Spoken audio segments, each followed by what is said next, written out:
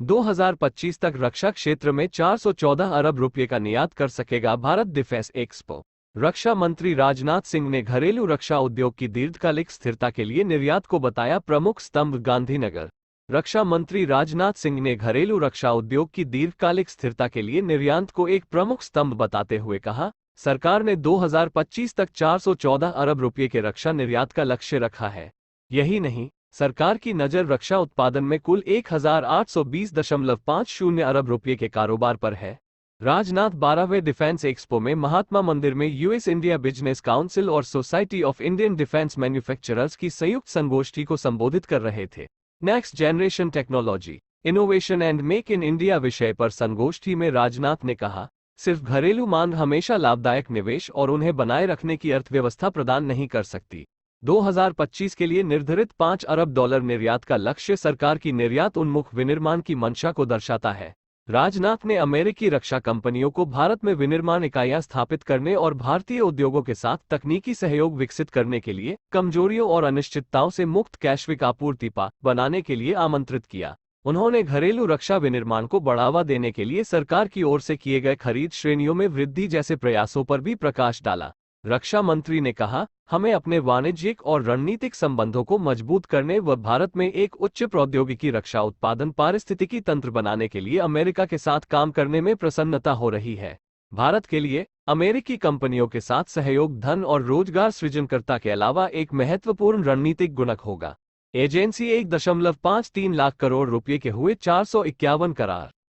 गुजरात में चल रहे डिफेंस एक्सपो 2022 में 1.53 लाख करोड़ रुपये के 451 समझौता ज्ञापनों (एमओयू) पर दर्शकों को बताया कि इस एक्सपो ने व्यापार सृजन के सरकार के बीच हुए।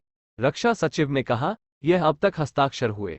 मराठा मंदिर कन्वेंशन सेंटर में 12वें डिफेंस एक्सपो के समापन समारोह में रक्षा सचिव अजय कुमार ने मामले में पिछले सभी रिकॉर्ड तोड़ दिए गए हैं।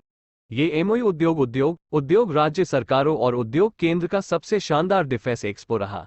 इसमें हजारों व्यापारिक आगंतुकों के अतिरिक्त सबसे अधिक संख्या में प्रदर्शकों ने हिस्सा लिया। इसने जिस रेट तक कारोबार किया है वो पिछले सभी कीर्तिमानों को पार कर गया। डिफेंस एक्सपो में बृहस्पतिवार को संगोष्ठी को संबोधित करते रक्षा मंत्री Rajnath Singh AJC Mozambique, Mongolia के रक्षा मंत्रियों संघ की द्विपक्षीय बैठकें। गांधीनगर। रक्षा मंत्री राजनाथ सिंह ने बृहस्पतिवार को मेडागास्कर, मोजाम्बिक, मंगोलिया और सूरीनाम के अपने समकक्षों के साथ द्विपक्षीय बैठकें की। यह बैठक गुजरात के गांधीनगर में 12वें डिफेंस एक्सपो के इत्र हुई। साथ ही उन्होंने भारत अफ्रीका रक्षा वार्ता और हिंद महासागर क्षेत्र प्लस कॉन्क्लेव में भी भाग लिया। इन बैठकों के दौरान राजनाथ सिंह ने मेडागास्कर के रक्षा मंत्री lieutenant general Rakotonirina Leon Jean Richard, Mozambique के रक्षा मंत्री क्रिस्टोवाओ तुर्चुमे, मंगोलिया के रक्षा मंत्री सैखानवयार गुरसेद एवं सूरीनाम की रक्षा मंत्री कृष्णा कोमरी मथोएरा से मुलाकात की। इन बैठकों के दौरान रक्षा सहयोग के समस्त आयामों पर चर्चा की गई, जिसमें पारस्परिक रूप से लाभकारी सहयोग का विस्तार करने के मार्ग की पहचान करने पर ध्यान केंद्रित किया गया। एजेंसी 1000 निगरानी कॉप्टर 80 मिनी विमान प्रणाली खरीदेगी। सेना। नई दिल्ली। पूर्वी लद्दाख में सीमा पर गतिरोध के मद्देनजर सेना अपनी समग्र युद्धक क्षमताओं को बढ़ा रही है। भारतीय सेना ने चीन से लगी वास्तविक नियंत्रण रेखा (एलएसी) पर अपने निगरानी तंत्र को मजबूत करने के मकसद से रिमोट संचालित मिनी विमान प्रणाली और 1000 निगरानी कॉप्टर की खरीद के लिए बृहस्पतिवार को प्रक्रिया शुरू की।